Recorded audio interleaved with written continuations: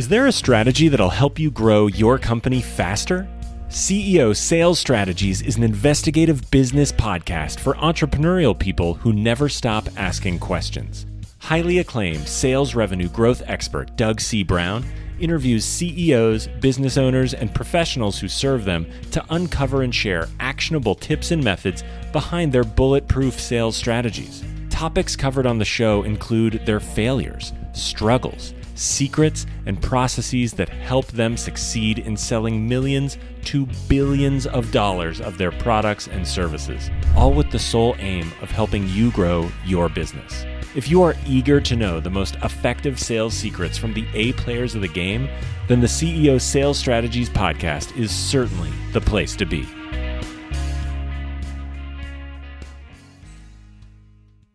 Hey, this is Doug C. Brown with the CEO Sales Strategies podcast, bringing you another amazing guest, Mr. Mark Lachance with Maxi Media Incorporated. They are a media buying company. We're going to talk today about Blitzscaling. That means taking your company from wherever it is and growing it rapidly, from maybe 10 employees to 200 and doing it at a very fast pace. All the things that are the problems and challenges that come along with that, but also some of the joy and benefits of doing that as well. So without further ado, let's go talk to Mark right now. Mark, welcome to the CEO Sales Strategies podcast. Thanks for being here today. Glad to be here, Doug. Let's get it going. Let's go. So you're with a company called Maxi Media, and I'd like to get into that as we go along. Would you like to tell everybody what you folks do? Yeah, we drive traffic. So it's called performance marketing. We drive traffic to specific verticals. We're focused on personal loans, finance, credit cards, insurance, and a few others. So it's we picked out specific verticals that we know we can crush it on, and we're doing it. So it's all good. That's awesome. So we're going to talk about how to blitzscale your company today, even during an inflation, right? Or during what we're going through at this point in life. Why don't you talk about what blitzscaling a company really is? So I can talk to you about, give you a story around it, sort of, that'll explain it. So I've done this, actually, this is the third time I blitzscale a company. So back in 2001, I moved from, I was actually living in Boston at the time. So Boston to Montreal, and I got an opportunity to get equity in a payments company. And it was three people. It was myself, the founder, and a tech guy. And then I moved up there because the guy was, I'd call him a visionary, and, he played into my desire to grow things and grow things fast. And he said, look, let's build a monster. So we literally went from 3 employees to 240 in about a year and a half. And how do you do that? It's taking every single dollar of profit and rolling it back into the company, and almost reckless abandon, I'll call it. There's a book which I have on my bookshelf right there called Blitzscaling. It was written by the founder of LinkedIn. And so in a nutshell, again, it's going out there, understanding there's going to be fires that burn. If you grow, this, Doug, if you grow a team from 0 to, even 10 or 20 or 30 in a quick manner, you're going to make mistakes. You're going to have problems. But you have to live with those problems and tweak them as you go. But it's taking every dollar of profit. And this was basically, blitzscaling strategy was derived in Silicon Valley when, you have big VCs coming in and tossing millions of dollars at you. And the idea was spending that money quickly to get ahead of the competition. But I'm not talking blitzscaling in that sense. I'm talking blitzscaling using your own cash and your own profits. I've only done it that way. I've never gone out there and raised big cash and used somebody else's money. I've always used, my own, or even, a line of credit from the bank and my own profits to roll it back in. So why do I do it that way? You conserve your capital. You conserve your equity. You're not giving away. So, for example, I don't know how much of the equity Mark Zuckerberg has left, but he had to give most of it away, right? Or any of the big tech firms. The founders have what kind of equity they have left. But if you use blitzscaling, in my terms, find a business that has high profit margin, take the profits, roll it back in with reckless abandon, and then fix the problems as you go along. That's blitzscaling.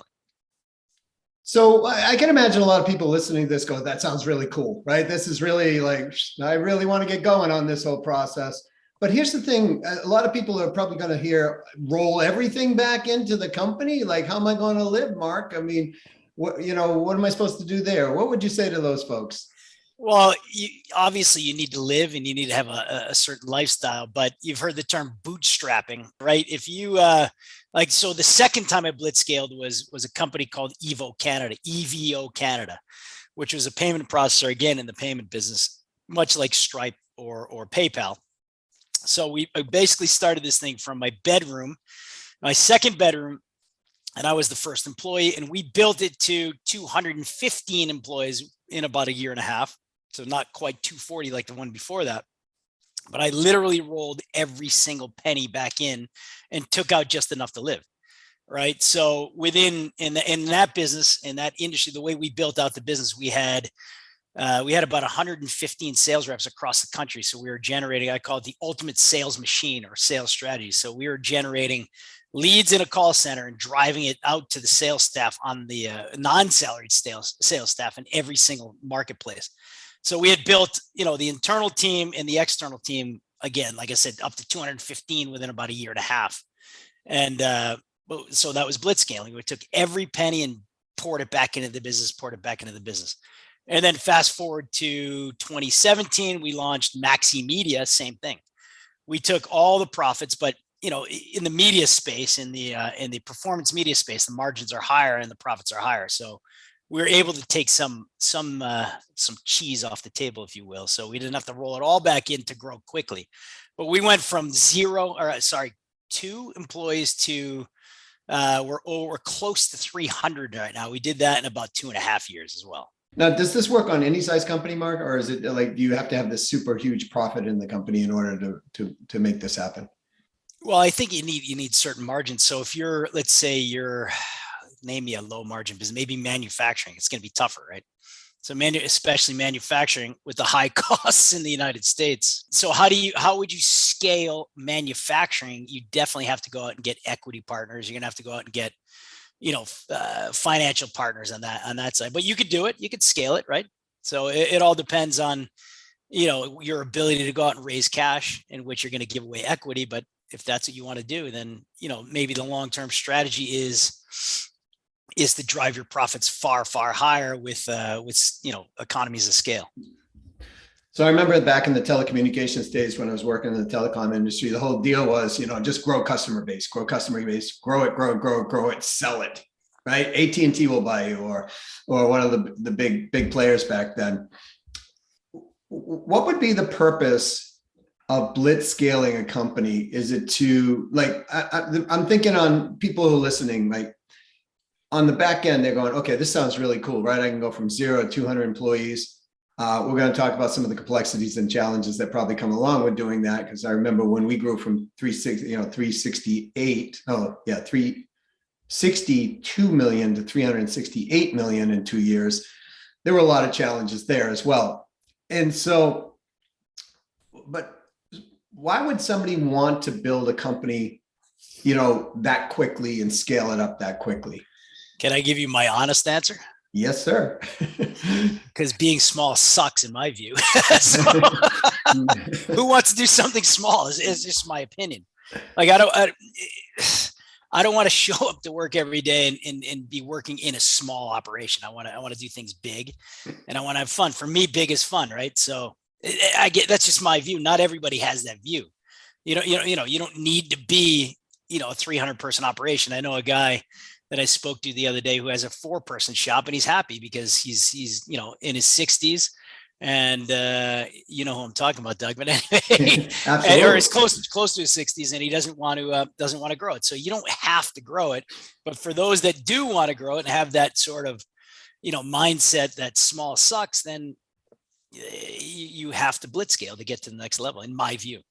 So what's the benefit of blitzscaling? Like, obviously huge rapid growth, and when you have more money, more employees, you can do a lot more things than you can when you're smaller, right? That for sure. But what would be like somebody sitting here going, this is a really good idea. Why would they want to do it? I mean, aside from small sucks and we want something larger, right? What Well, would be the benefits of growing a company like that quickly and getting to these points where they're doing, tens of millions or hundreds of millions of dollars at that point? well, you just hit it. So it's greater revenue, greater valuation, greater market share, greater ability to go out and acquire a company. So that's our next step, right? Our next step is to get into the acquisition phase. So it's all of the above, right? Revenue, acquisitions, growth, valuation. In the end, you want to increase your value. And Doug, I know you know what this is. What is this, Doug? What is that? How did you get a replica of the Stanley Cup? Because I know if you have the real one, there are going to be people knocking on your door soon. Well, the real one is somewhere else. It's probably in Tampa right now or in Colorado. So the goal for me is to one day buy an NHL team, the Florida Panthers, which is right down the street from me, right down there, and win the Stanley Cup. So that's the goal. I mean, not everybody has those audacious, crazy, big goals, but that's what I have. So let's go for it. Well, let's talk about those audacious, big goals, because I think a lot of people in business, they're, how do I say, and in life, I think Thoreau wrote, something like, most men live quiet lives of desperation while the song inside them slowly dies. I think that's something like he wrote. But, I see a lot of businesses and I look at a lot of companies and I go, my gosh, they could grow like crazy, but they just don't have it in them to grow to that level. So if but they have that desire, Mark, so let's say that somebody's listening to this, they go, I really want to grow it, but I don't really want to do that work. Can they bring partners in to kind of blitzscaling? Wait. I want to grow it, but I don't want to do the work. Yeah. I mean, look, I know it's counterintuitive to the thought process, but I know there's a lot of people that they say, look, I'm doing 10 million today, or I'm doing even $1 million today. I want to get to, $40 million and I want to do it in a couple of years. And it's kind of like a dream, but it's not really. So that's doable. In that sense, it's doable. Look, it's all about the people you bring in, right? So if you, like, I've studied with Dan Sullivan, strategic coach. I know you probably heard of Dan before. And actually, so I'll give you a story around that. So it was in 2010, December 2010. It's a year and a half after I launched my my business, the second payments business in Canada, called EVO Payments. So I was sitting at my desk, and this is where Tony Robbins comes in. Sitting at my desk with about 1,000 unopened emails in my inbox, and I wanted to literally throw my computer out the window and quit. Like I was so fresh off of, and I think we discussed this on our last call, my near bankruptcy situation. I got out of bankruptcy by having the ability to bring in a partner and start a business in Canada called, like I said, EVO Payments. So we went from, like I said before, 0 to 215 employees. And I'm sitting there. I didn't know how to run the business at the time, right? I was stressed out of my mind, really didn't know how to run a business. Wasn't until I hit that wall in December, right around my birthday, December 2010, and I needed a coach. I'd never had business coaching before. Which is a mistake, by the way. So I had that, it's called the entrepreneur's dilemma, or at least I call it that. I had that fat ego that I thought that I knew everything best and I could do everything best. But then I swallowed my pride and said, all right, I need a coach. And I typed into Google, a business mentor, business coach, and Tony Robbins kept on coming up. And just so happened that with 3 weeks after this point, he had an event called Business Mastery, I think you used to work on, in Vegas. So at the time I was just coming out of my, our business was rocking, but I was just coming out of my near bankruptcy. So I didn't have a ton of cash. It was $10,000. And I said, look, I have to do this. I'm at the point where I absolutely have to. So the first thing I learned, and you know this, Doug, was that you are your own problem. You are the problem that your business is stuck or not growing. So I learned quickly that I had the wrong team. I had to know everything that's happening in accounting, underwriting, in customer service, in sales, in business development, in blah, blah, blah, in legal, all of it. And so first thing I did was I literally replaced 3 of my senior people with internal hires, but people that didn't need me to hold their hand. So a lot of times a CEO or a founder believes they need to be the best and the smartest. Right. I'm sure you've seen this 1,000 times. But that's not the case. How can I be? So fast forward to today, and this is answering your question in a roundabout way. But so we went from at Maxi Media, we went from 11 million. So this is almost your numbers. We went from 11 million in 2020 to 40 million and 38.5 million in 2021. And we're going to hit 60 this year. And I'm doing less work than I did, let's say, way back at Evo Canada. And why? Because I have the right people around me. I don't know how to media buy. I don't know how to do creatives. I don't know how to do graphic design. I don't know do any of it, but I know how to get the right people that do know how to do it. So that, I think that's your answer. I agree. It's Henry Ford said this, a long time ago.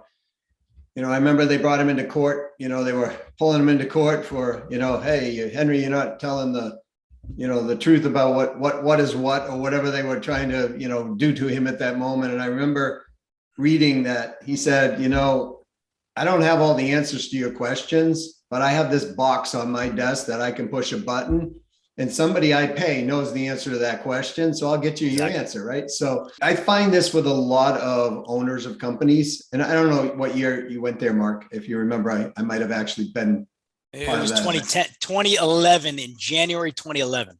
So I was probably part of that event, actually.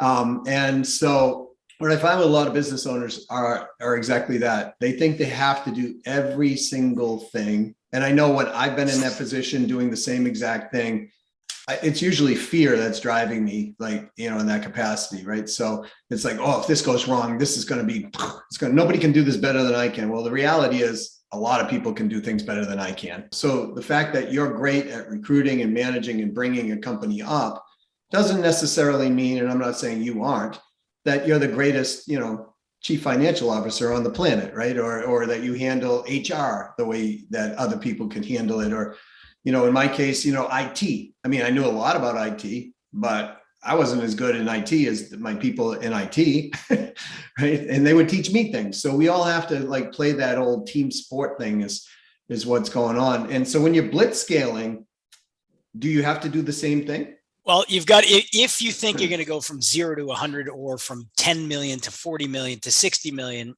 you need to bring in people that are definitely better than you at every. So again, getting back to what we're doing now. So we're a big media buying shop. So we buy media on all social channels, mostly, TikTok is a big one, Facebook, Instagram, Snapchat. I don't know how to buy media on any of them. So I better bring in people that know how to do it, or at least can be taught how to do it. So we've got a good mix of staff across the world, basically. So we've got, in the US and Canada and the Philippines.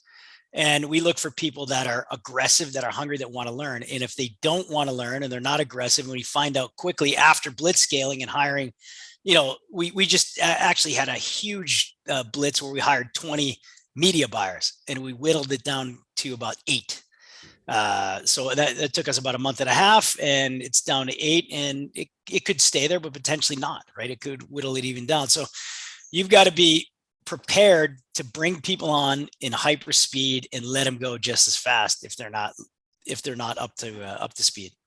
That is really critical. So we're talking with Mr. Mark Lachance. Company's called Maxi Media. They are out of Canada, correct, Mark? Yeah, the headquarters. Yeah, we're headquartered out of Montreal, but I live in Florida right now. That's because you love winters, as we talked about before.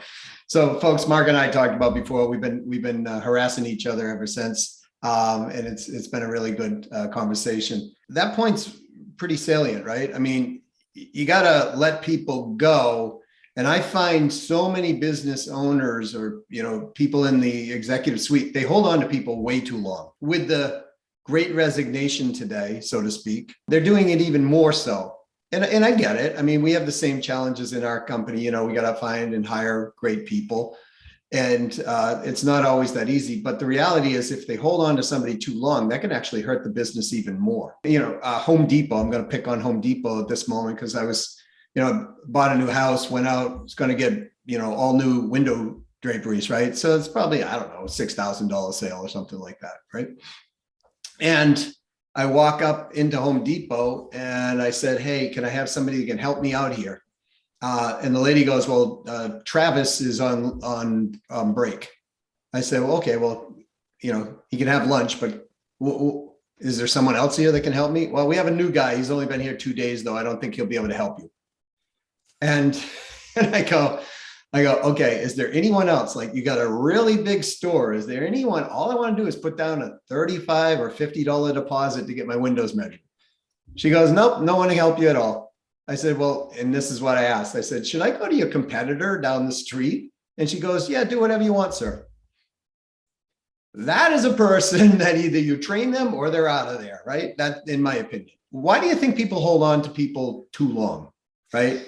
Well, I think they create relationships with them. They don't want to rock the boat. I've gone through that myself, right? So you have somebody, you put them in place, you train them. So it's called sunk cost fallacy, right? So you've already sunk X amount of time and it's going to be difficult to get somebody else. So, we've sunk this amount of time, so let's continue to go. But it's a fallacy because it's actually negative on the business. It's a negative on the relationships and negative on the business, and it hurts rather than helps the business grow. Without question. And when people are dealing with any part of your business, even if they're not client facing, it affects your clients. If you have an IT staff, for example, that's just completely grumpy, they're going to affect the other people within your company. And I'm not picking on IT. IT gets everything dumped on them.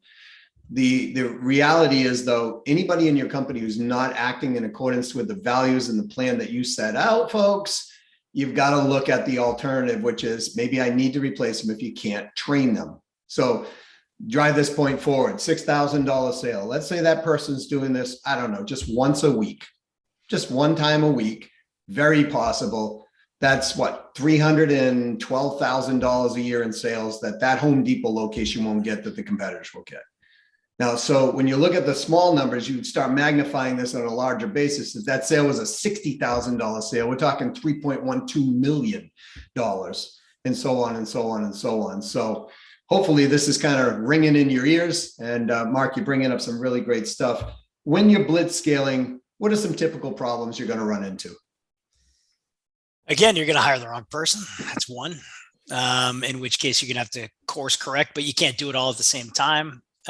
You're going to find that if you grow too quickly and you drive too much revenue in the top line, then you're going to have a hard time, supporting it on the back end, or vice versa. You've increased your spend and you're not bringing in enough revenue. And, at some point you have to course correct again and maybe, do a reduction in staff. So look, there's a lot of things that can go wrong, but there's a lot of things that can go right. You can hit a home run as well. You can bring on the right staff and all of it will work out well. I doubt that's going to happen, but anyway, but there will be challenges. I mean, there's a million and one things that can go wrong.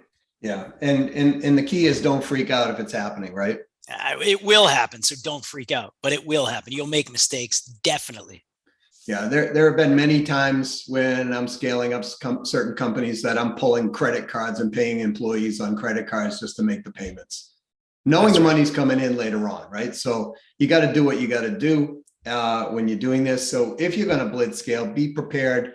You are going to, when Mark got on this call, he said, you got the greatest haircut in the world to me, originally. So well, who has a better one, Doug? Maybe we kind of look like the brothers, right? So, and the reality is I always joke, but I say, when we went from that high growth rate, up to 368, I had a full head of hair before that. That's what I tell people, because it was so stressful when we did it. But, the payoff was really great. And, it was fun. That's the thing. When you're blitzscaling, like you're talking about, it's fun because there's so much going on that you really don't have time to even think about anything else in your world, but what's going on. And then everybody likes to be on a moving train. I think so, Mark, or the majority of people in the world. So one of the other fallacies I wanted to kind of bring up was people think, well, if I scale too fast, I really can't attract that type of talent. It'll scare some people off. And I can see your face wincing there. So what do you say to that? Well, I can answer that by saying, how are you casting vision? So a leader's number one job, in my view, is to deliver the vision of the company. So are you delivering the massive, awesome, amazing vision, or are you telling them that this is going to be a struggle and, you're coming in here and, we don't know our outcome, right? So it's one of the two. You have to deliver the vision that the outcome is going to be amazing. And that's what you're there for. And if you're not there for creating something amazing, then, maybe business is not for you. So it's about casting the vision. And, I know Tony, speaks about that all the time. And it's one of the main things I learned is that the leader is the visionary, has to be the leader, the visionary, and give people that awesome goal to tackle that mountain. And a lot of people work for that goal. It used to be said in the military when I was there that, men die for ribbons, right? That was the thing, right? And it's really true, when it comes down to that, because when you're in a situation that you have friends that you bonded with, that you're all in a perilous situation, you will actually rise up to the situation most of the time. And in business, I see so many leaders have an inept vision or weak vision, if you will. And therefore it translates throughout the organization. Mediocrity steps in, and it's okay. And Mark, correct me if you think I'm wrong here, but it's okay if your company's a little bit, or some dysfunctionalities happening within the organization. You will attract people, if you're honest and forthright with them, that will work through those points. I know A players in sales all the time. If you tell them, hey, look, we've got some operational challenges, we got this, we got that, and they go, yeah, you know what, I'll take the gig. They will still sell in those conditions, and they will be happy because they already know up front. I think the challenge is too many people are not willing to kind of roll back the curtain and go, here's the good side of the house. And by the way, this is where we're still working on, right? What do you think about that, Mark? Well, we actually had that exact same thing happen recently. So we just brought on a VP of business development in the lending space, and our lending product wasn't fully built out yet. So we had to be forthright and say, look, here's where we're going. Here's where we are today, but here's where we're going. So here's the North Star. We're going there, but we're not fully built out yet. So if you can come in and help us build out the product, we have X amount of dollars to throw at this thing, and we're going to provide you all the support you need, but we're going there. So that's kind of the sales pitch to bring rock star people in. Look, you said it. You bring somebody in and you're not forthright and you're not upfront, and they see the cracks in the armor, they're going to leave just as quick as they came in, because a rock star can get a position anywhere. That. Yeah, absolutely. And people, human nature, you'll hear people a lot of times, folks, talk about problem. But the reality is human beings are wired to focus on solutions. That's what we really want to focus on. But people don't know how to really focus on that. So they focus on the problems. That's where we get in trouble in personal lives. And that's where we get in trouble in business, because you're always going to have problems in business. Just the nature, business is so easy until you add people. That's my gig, right? So here's the response to that. Where energy, where focus goes, energy flows. So if you focus on the negatives, you're just going to continue to exacerbate the negatives. But if you focus on the positives and the growth, then you're going to exacerbate or make that better.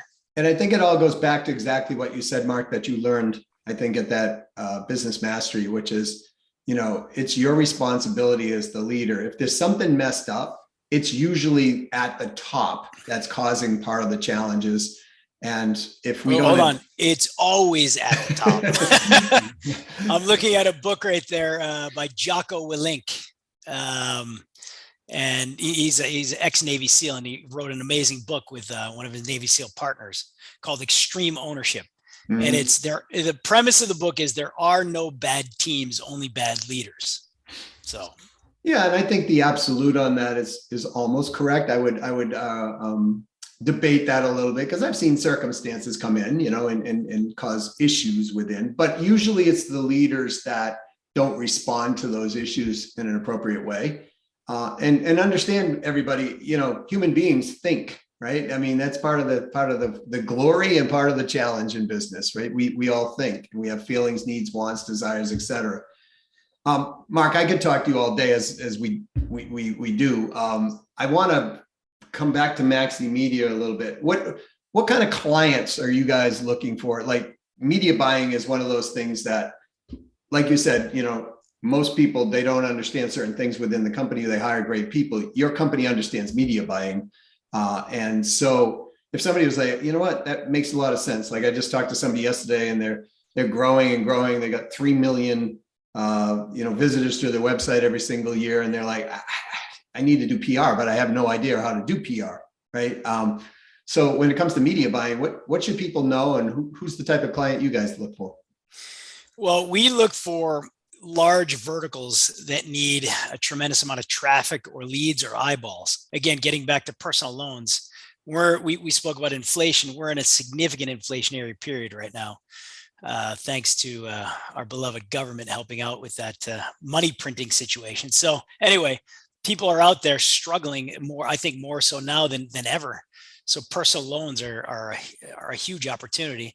You've also got, because the cost of everything, you've got used cars going through the roof. So warranties, auto insurance. So we look for big verticals that in big corporations. So, we're not necessarily working with the smaller companies. It's more the larger companies that require a ton of traffic within certain verticals. So whether you're a huge company or a small company, but you're looking at media for the first time, what are some kind of ground rules you want to look at?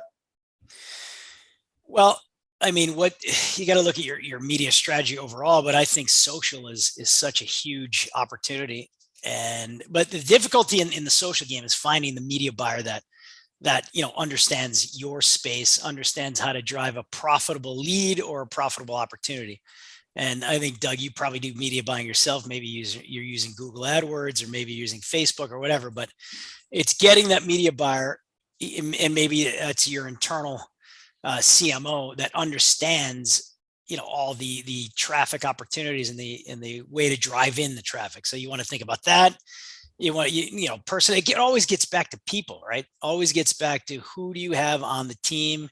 Are they rock stars? Are they not? And if you bring in the right people, it sort of becomes not a problem for you anymore. So again, I hate to, sound like a broken record, but bring in the right people and the problems are solved. I agree with you. And I fully agree with you on finding the right type of person or right entity who understands what you're trying to do. And folks, when it comes to buying media in any capacity, you really want to make sure that they have that one dialed in for you, because otherwise, you're going to be selling fencing and you sell sword lessons, and people will be coming to you for picket fence sales. And that's what happens in media. We used to buy a lot of radio and a lot of different social platforms as well. And I can tell you from personal experience, you want to have, Mark, that was like gold for people, to have that dialed in. Mark, I want to thank you for being here. Again, I could talk to you all day as we have in the past. Thanks for being here. I really appreciate all the brilliance you brought to the podcast. And I'd love to have you back on another episode if you'd like to do so. I'd love to. Awesome. Well, folks, we're going to close this episode. Mr. Mark Lachance of Maxi Media Incorporated. So, Doug, before we close, can I give something for free to your listeners? By all means, brother. First, I want to do a shameless plug on my book called The Lucky Formula. But along the lines of it hit bestseller, by the way, on a couple platforms, on USA Today and Wall Street Journal. But anyway, along the lines of the book, I've got a free quiz that I'd like to give out to your listeners. Please called do. The Lucky Quiz. You can find it at theluckyformula.com/quiz. And that gives everybody the ability to get their lucky score. So how lucky are you? How successful are you? Again, it's at theluckyformula/quiz. And I'd like to see all those lucky scores coming across my desk. It'll be awesome. I will post all this in the show notes for everyone, and go take your lucky quiz and grab you. What was the name of the book again, Mark? The Lucky Formula. Okay. Go grab a copy of the book, folks. Mark's the real deal. I've had numerous conversations with him. We've had some hockey debates, which we don't agree on. But other than that, we pretty much get along. So, Mark, thanks for being here again. Thank you, Doug. Thanks for having me. We talked about a ton of stuff on this particular podcast, from Blitzscaling to, personnel and all the challenges and problems that come along with this, as well as the mindset of the human being in the regards of this. So if you want to grow your company, what I would challenge all of you to do is to step back and say, okay, am I really prepared to do this? Because that's one of the biggest challenges I see with companies. They like, I want to grow, I'm doing 50 million today. I want to be $100 million company. I want to do it within 2 years. Well, what gets you to 50 million may not get you to 100 million. And that's going to require some change, not only in things that you might be doing in the company, but also maybe in the mind growth process of what has to happen at the leadership. You might even have to, for example, remove some challenging employees, and you just didn't want to do that in the beginning. Well, guess what? That's going to be one of the pivot points that if you don't move it forward, it's going to hold your growth. So there are different things that happen when you grow a company, and I know because I've been involved in growing so many companies. And Mark brought a ton of value to this, and I'm really appreciated that all the effort and energy he brought there. He's got a great book. Go out and get that book. Take his quiz. And as always, if you have a specific subject matter that you want someone to talk about on this particular podcast, reach out to me at doug@ceosalesstrategies.com. And if you want help in growing your revenues, you want help in hiring and maintaining and growing A-player salespeople in your company, you want to get yourself or someone in your company to the top 1% of sales in your industry globally, reach out to me again, doug@ceosalesstrategies.com. LinkedIn is Doug Brown 123. And the phone number direct is 603-595-0303.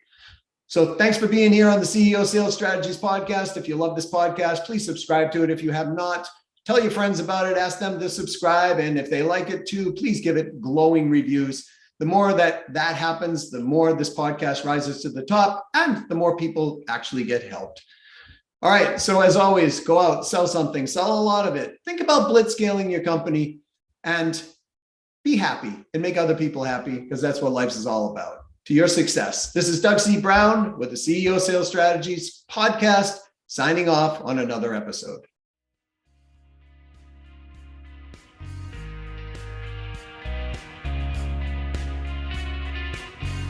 Thank you for listening to another episode of the CEO Sales Strategies podcast. What is something that you learned that you could act on today? Don't forget to schedule it now, or it may never get forward momentum. If you find our content valuable, please leave a favorable review and let us know what you liked. Please also share this with others if the content will help them. For our show notes, other episodes, and more interesting content and resources, please visit ceosalesstrategiespodcast.com. See you soon, and to your continued success,